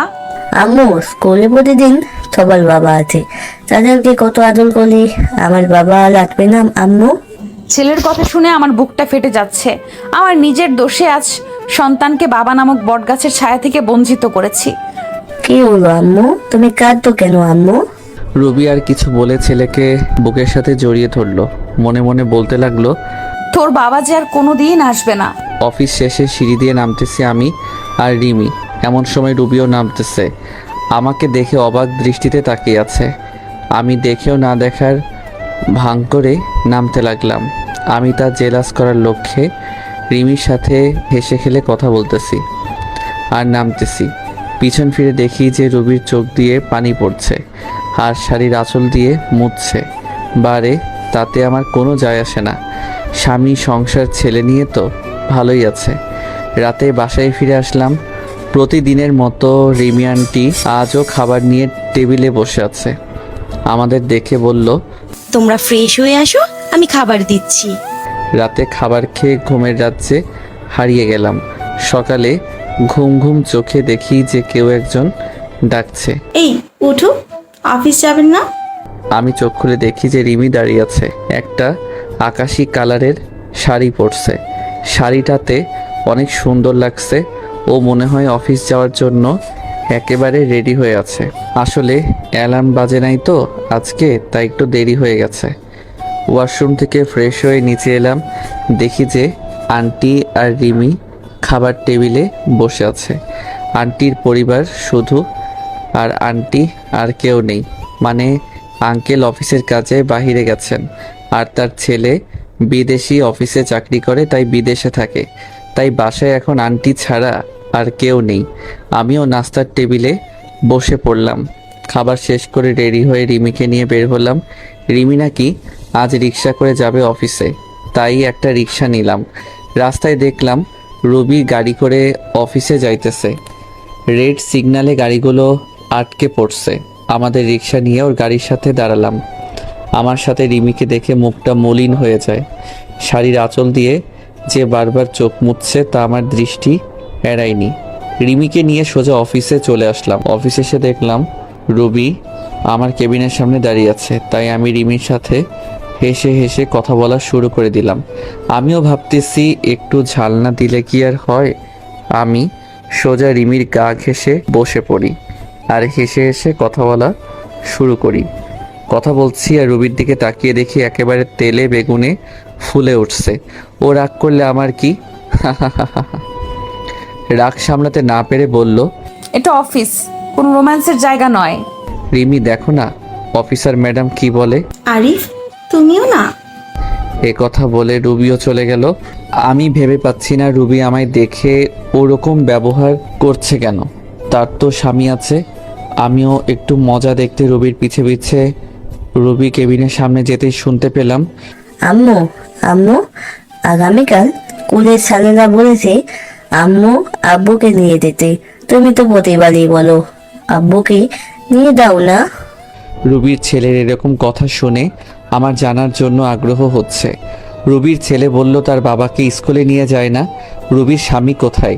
কে বা রুবির স্বামী? না, আর ভাবতে পারছি না, আমাকে একটু খবর নিতে হবে। তারপর ওখান থেকে চলে আসলাম। ছেলের কথা শুনে রুবি অনেকটা কষ্ট পেল। তখনই তার মনে পড়ল, আরিফের তো বউ আছে। আমার ছেলেটাকে এখন বাবার পরিচয় দিলে সে মেনে নিবে না। না না, আমার ছেলেকে আমি দিব না। তার এই নিষ্পাপ মনে আমি কষ্টের দাগ লাগাতে দিব না। আমার ছেলে যদি জানতে পারে তার বাবার আরেকটা বউ আছে, খুব কষ্ট পাবে। আমি আমার ছেলেকে আঁকড়ে ধরে জীবন কাটিয়ে দিতে চাই। আরিফ আমাকে ক্ষমা করবে কিনা জানি না। আমার ভুলের জন্য বিধাতা প্রতিনিয়ত আমাকে কষ্ট দিতেছে। সারা জীবন আরিফের জন্য দোয়া করব, ও যাতে ভালো থাকে। এই বলে ছেলেকে বুকে নিয়ে নিঃশব্দে কাঁদতে লাগলো। আমি আমার কাজ করে চলছি। দুপুরে লাঞ্চ টাইমে সবাই ক্যান্টিনে খাওয়ার প্রস্তুতি নিচ্ছে। আমি যে রিমির সাথে বসলাম। আমরা তো কোনো টিফিন নিয়ে যাইনি, তাই বিরিয়ানি কিনতে গেলাম। তারপর বিরিয়ানি নিয়ে এসে বসলাম। আমার বিপরীত টেবিলে রুবি বসছে, আমার দিকে বারবার আর চোখে তাকাচ্ছে। রিমি আর আমি খাচ্ছি। হঠাৎ করে রিমির মুখে আমি লোকমা তুলে দিলাম। রুবির চোখ এড়ায়নি। রুবি সহ্য করতে না পেরে এখান থেকে উঠে গেল। এমন কেন করলো? রুবি চলে গেল কেন? সে গেল না আছে তাতে তোমার কি? সেও একদিন আমাকে অনেক কষ্ট দিয়েছিল। আমি টেবিলে বসলে সে উঠে চলে যেত, এক টেবিলে বসে খাবে না বলে। কি ভাবছো আরিফ? আরে কিছু না। এই, তুমি আমার মুখে লোকমা দিলে কেন? আমি কি তোমার বউ লাগি নাকি? ধুর, বউ হতে যাবে কেন? তুমি তো আমার বেস্ট ফ্রেন্ড, আর বেস্ট ফ্রেন্ডটা বউয়ের চেয়েও বেশি হয়। ই মা, তাই বুঝি? মারবো একটা। বরাবর 7 দিন মেডিকেলে থাকবা, বুঝলে? তাহলে তো ভালোই হয়, সেবা যত্ন করতে পারবা। তোমার সাথে আমি কথা বলে আর পারবো না। দুপুরের খাবার শেষ করে কেবিনে বসে আছি। অফিসটা একটু ঘুরে ঘুরে দেখতে লাগলাম। নতুন এসেছি, এখনও কিছুই দেখা হয়নি, তাই সব জায়গা ঘুরে ঘুরে দেখলাম। তারপর বাসায় চলে গেলাম। আগামীকাল সকালের অফিসে গেলাম না, রিমিকে বলে দিলাম তুমি যাও, আজকে যাব না। রিমিও যেতে চাইলো না, তাকে বুঝিয়ে পাঠিয়ে দিলাম। রিমি চলে গেল, আমি ফ্রেশ হয়ে নিলাম। এখানে আসা কয়েকদিন হয়ে গেল। ভাবলাম আজ রুবির বাসায় যাব। রুবি এখন অফিসে আছে, এই সুযোগে খালা খালুর সাথে দেখা করে আসব। রুবির ভুলের কারণে খালা খালুকে কেন দূর করে রাখবো? তারা আমাকে কত ভালোবাসতো, নিজের ছেলের মতো। তা বাদে কালকে রুবির ছেলের কথাটা ভাবলাম, গিয়ে দেখে আসি রুবির স্বামীকে। যেই ভাবা সেই কাজ। বেরিয়ে পড়লাম খালার বাসায়। বাসাটা সেই আগের মতোই আছে, কিছু চেঞ্জ হয়েছে, নতুন রং করছে মনে হয়। বাসার গেটে গিয়ে কলিং বেল চাপ দিলাম। কয়েকবার বেল চাপতেই দরজা খুলে দিল। আমি এক দৃষ্টিতে তাকিয়ে আছি খালার দিকে। খালা বলে উঠল, কাকে চাই? বলবেই না কেন? এই 5 বছরে আমি সেই আগের আরিফ নেই, দেখতে একেবারে বদলে গেছি। খালার বয়স হয়েছে তাই অতটা চিনতে পারছে না। খালা, আমি আরিফ। কথাটা বলার সাথে খালার চোখ পানিতে টলমল করছে। আরিফ বলে জড়িয়ে ধরলো আমায়। আমিও কেঁদে দিলাম। কোথায় ছিলি বাবা তুই? জানিস আমরা তোকে কত খুঁজেছি। ওর খালু তো একেবারে ভেঙে পড়েছিল তাকে না পেয়ে। কেন এইভাবে চলে গিয়েছিলি তুই? তোর আমাদের কথা মনে পড়েনি একবারও? কেঁদেই যাচ্ছে। মনে পড়েছিল খালা, কিন্তু কি করব বলো, তখনকার পরিস্থিতি। আমি রুবিকে বলেছিলাম যে তার জীবনে আর ফিরে আসবো না। এখন তো রুবির বিয়ে হয়ে গেছে, স্বামী ছেলে সংসার সব হইছে, তাই আসলাম। তাই আবার ফিরে আসলাম। কি বলছিস তুই? রুবি বিয়ে হয়ে গেছে মানে? কেন, রুবি বিয়ে হয়নি? তার একটা ছেলেও তো দেখলাম। রুবির কোনো বিয়ে হয়নি, তুই ভিতরে আয়, বলছি সব তোকে। আমি ভিতরে গিয়ে বসলাম। খালার মুখ চেয়ে বসে আছি সব কিছু জানার জন্য। নীরবতা ভেঙে আমি বললাম, কি হলো খালা, বলো। তাহলে শোন, তুই যখন বাড়ি থেকে চলে গেছিস রুবি তখন অনেক বেশি খুশি হয়েছিল। তার কয়েকদিন পর আমি দেখতাম রুবি সারাদিন কি যেন চিন্তা করতো আর কাঁদতো। খাওয়া দাওয়া ছেড়ে দিয়েছিল। আমি যখন জিজ্ঞাসা করি তখন বলতে লাগলো, মা, আমি একটা বড় ভুল করে ফেলেছি মা। আমার জন্য আরিফ এই বাড়ি ছেড়ে চলে গিয়েছে। কি বলছিস? যা বলবি খুলে বল। তারপর রুবি সেই দিনের রাতের কথা বলল। সকালে তোর সাথে অনেক বাজে ব্যবহার করে তোকে চলে যেতে বলেছে। একদিন রুবির সাথে ওর ওই বান্ধবীর দেখা হয়। ওই বান্ধবী বলে দেয় যে রুবি যখন ড্রিঙ্কস করে সেন্সলেস ছিল তখন তার ভাই রুবির সাথে খারাপ ব্যবহার করে। তাই তার বান্ধবী রুবির কাছে ক্ষমা চেয়ে চলে যায়। রুবি এসব কথা শুনে মাথাটা ধরে যায় যে তোকে দোষারোপ করেছে। মেয়েটা অনেক ভেঙে পড়ে যায়। তাই ওকে আমি কিচ্ছু বলি নাই। তার কয়েক মাস পর রুবি একদিন মাথা ঘুরে পড়ে যায়। আমরা ডাক্তারের কাছে নিয়ে গিয়ে জানতে পারি রুবি মা হতে চলেছে। আর রুবির সাথে যে ছেলেটা দেখেছিস ওটা তোর আর রুবির ছেলে। কথাগুলো শোনার পর আমার চোখ দিয়ে আপনা আপনি পানি পড়তে লাগলো। তার মানে ও আমার ছেলে। আমার যে কি আনন্দ লাগছিল বলে বোঝাতে পারবো না। তাই রুবি আমায় আর রিমিকে একসাথে দেখে জ্বলতেছিল। আরে শোন বাবা, রুবিনা তোকে অনেক ভালোবাসে। তুই চলে যাওয়ার পর ও ওর ভুল বুঝতে পেরেছে, অনেক কেঁদেছে। তোর জন্য আজও অপেক্ষা করে বসে আছে মেয়েটা। তুই আর ওকে ফিরিয়ে দিস না রে বাবা। তাই বললে কি আর হয়? আমাকেও কম কষ্ট দিয়েছিল নাকি? তার প্রতিশোধ আমি না নিয়ে তাকে কাছে টেনে নিব না? খালা, আমার একটা কথা রাখবে? কি কথা বল। আমি যে এখানে এসেছি তা যেন রুবি না জানতে পারে। আমি যে সব জানি। আর শোনো, রুবি আমাকে কম কষ্ট দেয়নি, তাই ওকে একটু শিক্ষা না দিয়ে আমি আমার কাছে ওকে টেনে নিব না। ও বুঝুক আপনজনকে কষ্ট দিলে কি হয়। আচ্ছা, তুই যা ভালো মনে করিস। ও তো তোর খালু এসে পড়েছে। আমি খালুর সাথে কথা বলে অনেক সময় ওখানে থেকে চলে আসলাম। আর বলে আসলাম রুবি যেন কিছুতেই জানতে না পারে। রাস্তা দিয়ে যাচ্ছিলাম।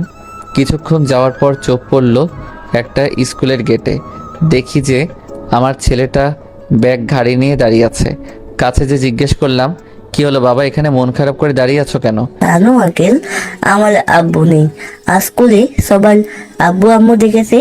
আম্মু এসে শুধু ছেলের সাথে কথা বলে গেছে। আমি রাগ করে এখানে দাঁড়িয়ে আছি।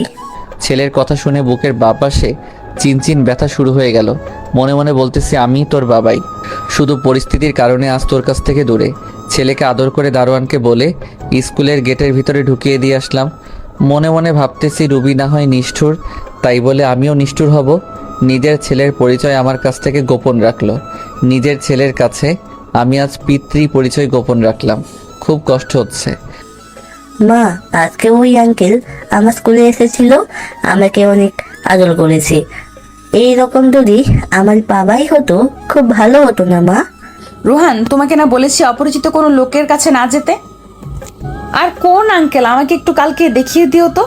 আচ্ছা ঠিক আছে মা। রুবি তার ছেলেকে নিয়ে বাসায় চলে গেল।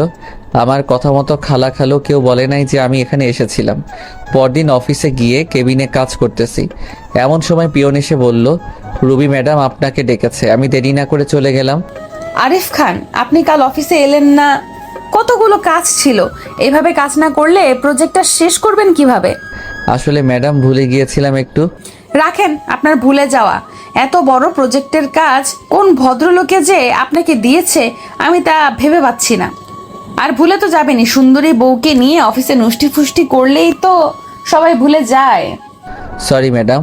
এমন সময় রোহান এসে বলল, মা, এই আঙ্কেল আমার খুব আদর করে, তুমি কি এনার কথাই বলেছিলাম?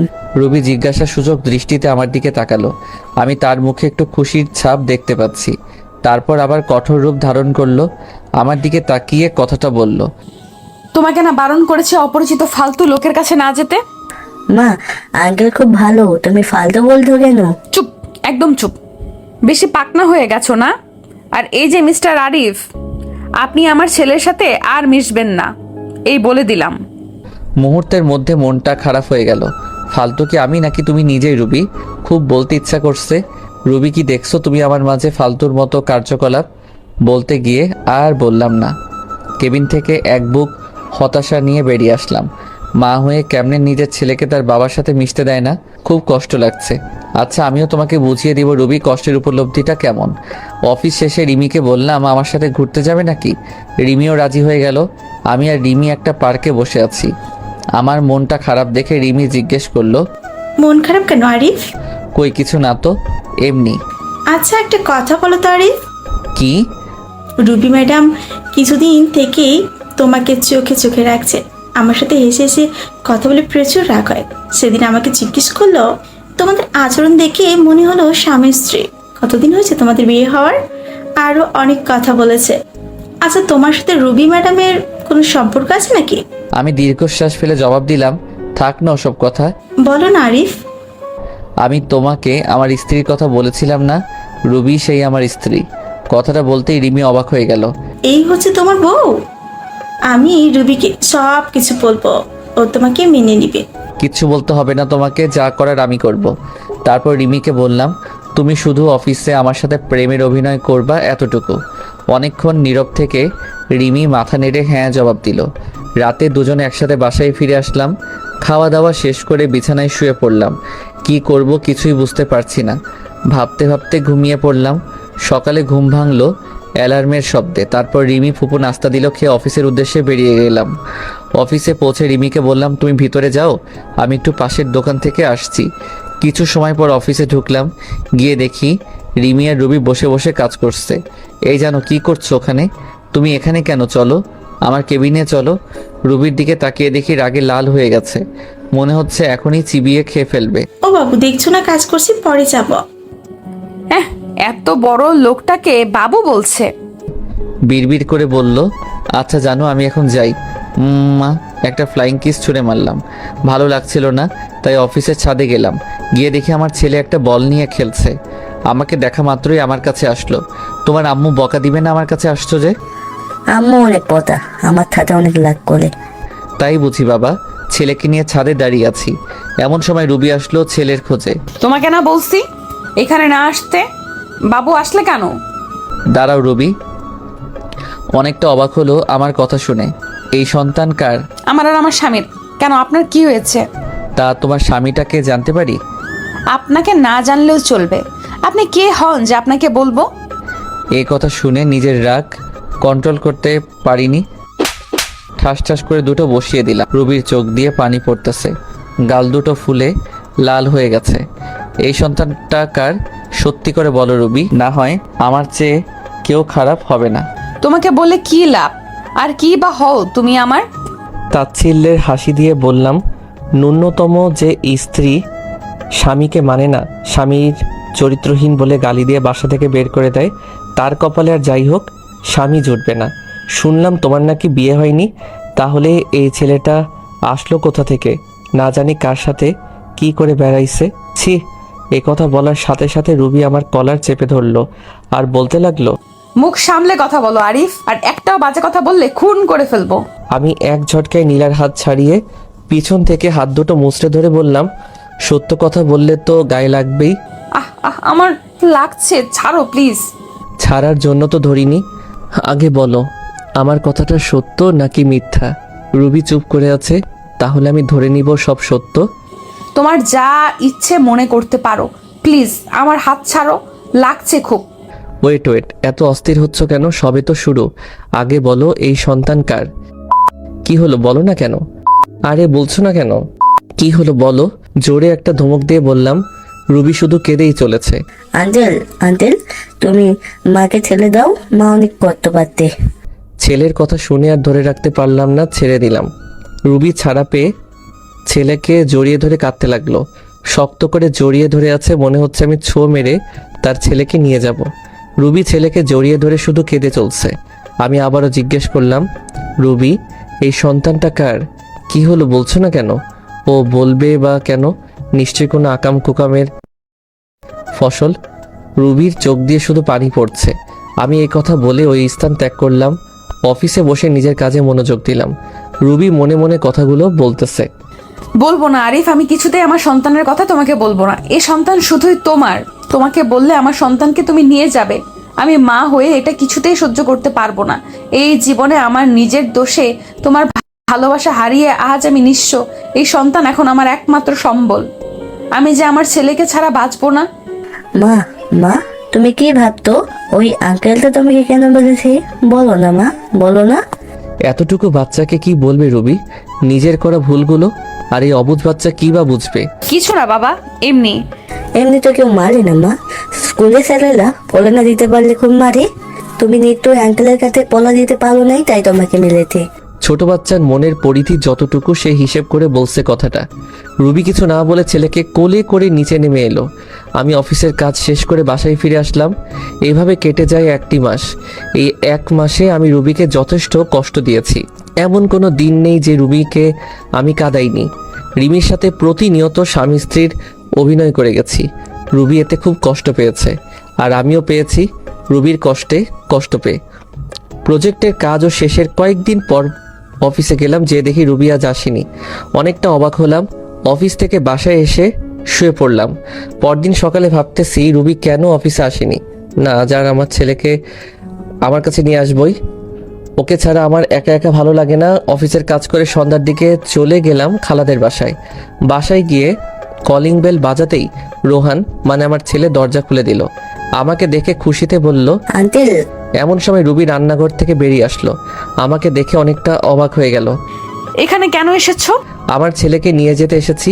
তুমি যতই ওর কাছ থেকে আমার পরিচয় গোপন করো না কেন, লাভ নেই। কে তোমার ছেলে? খবরদার আমার ছেলেকে ছোবে না। এটা আমারই ছেলে রুবি। না না মানে এক্ষুনি ডিএনএ টেস্ট করব। তোমার যাই ইচ্ছে করো, আমার ছেলেকে আমি কোথাও যেতে দিব না। এই বলে রোহানকে জড়িয়ে ধরল রুবি। আমি হ্যাচকে একটা টান দিয়ে রোহানকে নিয়ে আসলাম নিজের কাছে। ওকে কোলে করে নিয়ে যাইতেছি, এমন সময় রুবির চিৎকার, আমার ছেলেকে নিয়ে যেও না প্লিজ। আমার বুক খালি করো না, ফিরিয়ে দাও আমার বাবা সোনাকে। আমি কোনো কথায় কান্না দিয়ে দরজার সামনে ছেলেকে নিয়ে এগিয়ে যেতে লাগলাম। রুবি আমার পায়ে পড়ে গেল। তোমার দুটি পায়ে পড়ি, আমার ছেলেকে নিয়ে যেও না। আমি হাত দিয়ে ধাক্কা দিয়ে রুবিকে সরিয়ে রোহানকে নিয়ে বেরিয়ে আসলাম। আঙ্কেল, আমাকে কোথায় নিয়ে যাচ্ছ? আঙ্কেল না বলে আমাকে বাবা বলো। আমি তোমার বাবা। সত্যি বাবা? হ্যাঁ, আমি তোমার বাবা। ছেলেকে নিয়ে নিজের বাসায় ফিরে আসলাম। বাসায় আসতেই রিমি জানতে চাইলো, সব বলে দিলাম। রাতে খাবার খেয়ে শুয়ে পড়লাম। বাবা বাবা। বলো। মা আমাকে ছাড়া কোনোদিন ঘুমাই না, আমাকে না পেলে মা মারা যাবে। ছেলের কথা শুনে বুকের ভিতর চিনচিন করে উঠল। রুবি যদি সত্যি কিছু করে ফেলে। এমনিতে যে রাগ, 7-5 না ভেবে রোহানকে নিয়ে রুবির বাসায় রওনা হলাম। বাসায় যে যা দেখলাম তা দেখার জন্য আমি মোটেও প্রস্তুত ছিলাম না। দরজা খুলে ভিতরে প্রবেশ করতে দেখি রুবি মেঝেতে পড়ে আছে। কপাল ফেটে একটু রক্ত বের হচ্ছে। হাত দিয়ে রক্ত পড়ছে, সম্ভবত শিরা কাটার চেষ্টা করেছে। দেরি না করে তাড়াতাড়ি কোলে তুলে নিয়ে বিছানায় শুয়ে দিলাম। কপালে হাত দিয়ে দেখি প্রচুর জ্বরে গা পড়ে যাচ্ছে। সারা রাত মাথায় জলপট্টি দিলাম। নিজ হাতে বাসায় রান্না করেছি। রুবিকে নিজের হাতে খাইয়ে দিলাম। আজ 5 বছর পর রুবির এতটা কাছে আসার সুযোগ পেলাম। অন্যরকম একটা ভালো লাগা কাজ করছে মনের ভিতর। কিন্তু রুবির এখনো জ্বর কমেনি। রাতে রুবির মাথার কাছে বসে আছি, এমন সময় জ্বরের ঘরে রুবি বলে উঠল, আরিফ আমাকে ছেড়ে চলে যাবে না তো? আমাকে ক্ষমা করে দাও, আমি ক্ষমার অযোগ্য জানি। চুপচাপ শুয়ে থাকো তো, জ্বরের ঘরে কি যা তা বকছো? এ কথা বলে উঠে যাব এমন সময় রুবি আমার হাত ধরে এক ঝটকায় রুবির মুখের সামনে আমার মুখ নিয়ে এলো। রুবি আমার কলার চেপে ধরে আছে, ওর নিঃশ্বাস আমার মুখের উপর পড়ছে। একদম খুব কাছে অবস্থান করছি আমি, আর বলতে লাগলো, আর কত কষ্ট দিবে আমাকে বলো আরিফ, বলো। তুমি যখন অন্য মেয়ের সাথে হেসে খেলে কথা বলো, আমার প্রচুর কষ্ট হয়, মনে হয় যেন মারা যায়। আমি জানি তুমি রিমিকে বিয়ে করো নাই, আমাকে তুমি খুব ভালোবাসো, এটাও আমি জানি। তোমার জীবনে অন্য কাউকে আপন করে নেওয়ার আগে নিজ হাতে আমাকে মেরে ফেলো। আমি এই জীবন আর রাখতে চাই না। কষ্ট তোমার থেকে আমি বেশি পাচ্ছি। তোমার জীবনে নতুন কেউ আসলে আমি সহ্য করতে পারবো না। বিশ্বাস করো, এতদিন তোমাকে ছেড়ে থাকতে অনেক কষ্ট হয়েছে। আমি যখন আমার ভুল বুঝতে পেরেছি, সেদিন থেকে আমি তিলে তিলে শেষ হয়ে যাচ্ছি। 5 বছর প্রতিদিন আমি তোমার পথ চেয়ে বসে থাকতাম তুমি আসবে বলে, কিন্তু দেখো তুমি আসতে 5টি বছর লেগে গেল। আর যখন এলে তখন রিমিকে নিয়ে এলে। আমি ভেবেছিলাম তুমি বিয়ে করেছো, রিমি তোমার বউ। জানো, ওই দিন আমি আত্মহত্যা করতে গিয়েছিলাম, শুধুমাত্র আমার ছেলের কথা ভেবে, আর করি নাই। আমাকে শক্ত করে নিজের বুকের সাথে জড়িয়ে আছে, আমি আর ছাড়াতে পারলাম না। হয়তো জ্বরের ঘরে এসব বলতেছে। এসব ভাবতে ভাবতে কখন যে ঘুমিয়ে গেছি সেটাই টেরই পেলাম না। সকালে ঘুম ভেঙে দেখি যে রুবি আগের মতো আমাকে জড়িয়ে শুয়ে আছে। রুবির থেকে নিজেকে ছাড়িয়ে ওর কপালে হাত দিয়ে দেখি এখন আর জ্বর নেই। একটা স্বস্তির নিঃশ্বাস ফেললাম। রুবিকে না ডেকে ফ্রেশ হয়ে অফিস চলে গেলাম। আসলে খালা খালো কেউ নেই বাড়িতে, তারা নাকি গ্রামের বাড়িতে গেছে। সন্ধ্যায় রুবির বাসায় আসলাম। রুবির কোনো কথাবার্তা নেই, চুপচাপ আমাকে খাবার বেড়ে দিচ্ছে। আমি খেয়ে দে ছেলেকে আদর করে চলে আসবো, এমন সময় রুবির ডাক। আরিফ, বলো রুবি। তোমার কাছে একটা জিনিস চাইবো, দিবে? ধরে নাও আমার জীবনের এটাই শেষ ইচ্ছা। মনের ভিতর উলট পালট হয়ে গেছে কথাটা শোনার পর থেকে। মাথা চাপা কণ্ঠে জবাব দিলাম, কি জিনিস? একটা রাত, শুধু একটা রাত তোমার কাছে স্বামীর অধিকারটুকু চাই। জীবনের কিচ্ছু চাইবো না, শুধু একটা রাত চাই। কি বলছো এসব? তোমার মাথা ঠিক আছে তো? প্লিজ না করো না, আমার এই অপূর্ণ ইচ্ছেটা পূরণ করো। এই বলে রুবি আমার দিকে এগিয়ে আসলো। আমার পায়ের উপর পা দিয়ে আমাকে জড়িয়ে ধরে ঠোঁটে ঠোঁট মিশিয়ে দিল। আমিও নিজেকে আর কন্ট্রোল করতে পারলাম না। সারা রাত রুবি নিজেকে আমার কাছে বিলিয়ে দিয়েছে, আমি তাকে ভালোবাসা দিয়ে ভরিয়ে দেই। সকালবেলা ঘুম থেকে উঠে দেখি রুবি নেই, কিন্তু রুবি নেই। আমার ছেলেটা পাশের রুমে দেখলাম, বাসায় তন্ন তন্ন করে খুঁজলাম কিন্তু কোথাও নেই। গেলটা কই? আমার মনে হচ্ছে রুবিকে আমি হারিয়ে ফেলেছি। আমার নিঃশ্বাস বন্ধ হয়ে আসছে, মনে হচ্ছে দম বন্ধ হয়ে এক্ষুনি মারা যাব। রুবিকে খুঁজতে খুঁজতে টেবিলের দিকে চোখ পড়ল, দেখলাম একটা চিঠি। চিঠিটা খুলে পড়তে লাগলাম। আরিফ, তুমি যখন এই চিঠিটা পাবে, হয়তো আমি তোমার থেকে অনেক দূরে চলে যাব। আমি জানি তুমি আমাকে হয়তো কখনো ক্ষমা করতে পারবে না। তোমার উপর আমি যে দুর্ব্যবহার করেছি তা হয়তো ক্ষমার অযোগ্য। আমি রাতে তোমার কাছে স্ত্রীর অধিকার চেয়েছিলাম, তা তুমি দিয়েছো, তাতেই আমি অনেক খুশি। চলে যাচ্ছি তোমার জীবন থেকে, আর আসবো না। কোথায় যাচ্ছি তা আমি নিজেও জানি না। আর হ্যাঁ, তোমার ছেলেকে তোমার কাছে রেখে গেলাম, ওকে তুমি নিজের মতো করে বড় করো, আর রিমিকে বিয়ে করে নিও। ভালো থেকো। চিঠিটা পড়ে আমার দু চোখ দিয়ে পানি পড়েই যাচ্ছে। মনে হচ্ছে আমার ভিতর থেকে কেউ কলিজা টেনে বের করে নিচ্ছে। আর দেরি না করে বেরিয়ে পড়লাম। যাওয়ার সময় দেখি খালা খালু চলে এসেছে। আমার দিকে তাকিয়ে বলল, কি হয়েছে? আমি শুধু বললাম, রোহানকে দেখে রেখো বলে বেরিয়ে গেলাম রাস্তায়। গোটা রাস্তা পাগলের মতো এপাশ ওপাশ খুঁজতে লাগলাম। প্রায় অনেক জায়গায় খোঁজা শেষ, এবার আশা ছেড়েই দিয়েছি। হাঁপিয়ে রাস্তায় বসে পড়লাম। কিছু সময় নিচে বসে থাকার পর সামনে চোখে পড়লো বাস স্টেশনের বেঞ্চের মেয়েটির দিকে। কি রুবির মতো? আমি ভুল দেখছি না তো? চোখ ডলে দেখলাম না, সত্যি রুবি বসে আছে, নিচের দিকে তাকিয়ে কান্না করছে। বাস এত সকালে ছাড়ে নাই, তাই মনে হয় বাসের অপেক্ষায় বসে আছে। আমি আর দেরি না করে দৌড়ে চলে গেলাম রুবির কাছে। গিয়ে বললাম, রুবি আমার দিকে চেয়ে আবার মাথা নিচু করে আছে। রুবি, তুমি এইভাবে চলে আসলে কেন? কি হলো, কথা কানে যাচ্ছে না? বলো। মাথাটা খারাপ হয়ে গেল। বেঞ্চের থেকে টেনে দাঁড় করিয়ে দিলাম এক থাপ্পড়। গালে হাত, আমার দিকে চলো চলো চোখে তাকিয়ে কেঁদেই যাচ্ছে। আমার আর তার কান্না সহ্য হলো না। টান দিয়ে বুকের সাথে মিশিয়ে নিলাম। কি ভেবেছো নিজেকে? যখন তখন আমাকে কষ্ট না দিয়ে তোমার ভালো লাগে না, তাই না? জানো না আমি তোমাকে কতটা ভালোবাসি? আর কি বললে, আমি রিমিকে বিয়ে করে নিব, তাই না? যদি রিমিকে বিয়ে করতাম তাহলে 5 বছর আগেই করতাম। আমার হৃদয়ে শুধু তুমি আছো, যে জায়গা আমি কাউকে দিতে পারবো না। শুধুমাত্র সামান্য ভুল বোঝার কারণে আজ আমাদের এই পরিণতি, সম্পর্ক ভাঙনের পথে। কিন্তু রুবি, একবারের জন্যই কি আমাকে বিশ্বাস করতে পারোনি সেদিন? নাকি তোমার ব্যর্থতা? রুবি ফুপিয়ে ফুপিয়ে কাঁদছে। আমাকে ক্ষমা করে দাও আরিফ, তুমি ক্ষমা না করলে আল্লাহ আমার উপর নারাজ হবে। আমি নিজের স্বামীকে অনেক কষ্ট দিয়েছি। আমি চোখের জল মুছে দিয়ে বললাম, পাগলি, এতে ক্ষমা চাওয়ার কি আছে? তোমার আরিফ তোমার উপর কোনো রাগ করে নেই, তোমার উপর অসন্তুষ্ট হয়নি।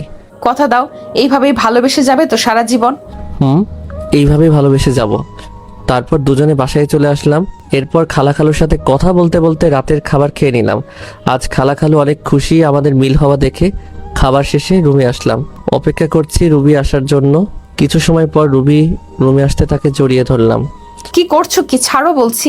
আজ তো আর ছাড়ছি না। কাল তুমি স্ত্রীর অধিকার বুঝিয়ে দিয়েছ, আজ আমি স্বামীর অধিকার বুঝিয়ে নিব। রুবিকে কোলে তুলে নিয়ে খাটে ফেলে দিলাম। তারপর জড়িয়ে ধরে ঠোঁটের সাথে ঠোঁট মিশিয়ে দিলাম।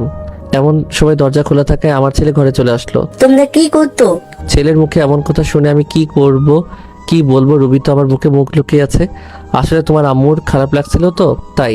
থাক, আর বলতে হবে না, আমি গেলাম নানুর রুমে, তোমরা থাকো। যা ভাবার ভাবো, অনেকদিন পর বউকে পেয়েছি, সময় নষ্ট করলে চলবে না। তারপর রুবিকে জড়িয়ে ধরে, ধর মিয়ারা ভাগেন, এত কিছু জানার ইচ্ছা কেন? হ্যাঁ, নিজেরা বিয়ে করলেই তো পারেন, সব কিছু জেনে যাবেন। ভালো থাকুক আমাদের এই পবিত্র বন্ধন। দোয়া করি যাতে সুখে থাকি আমরা।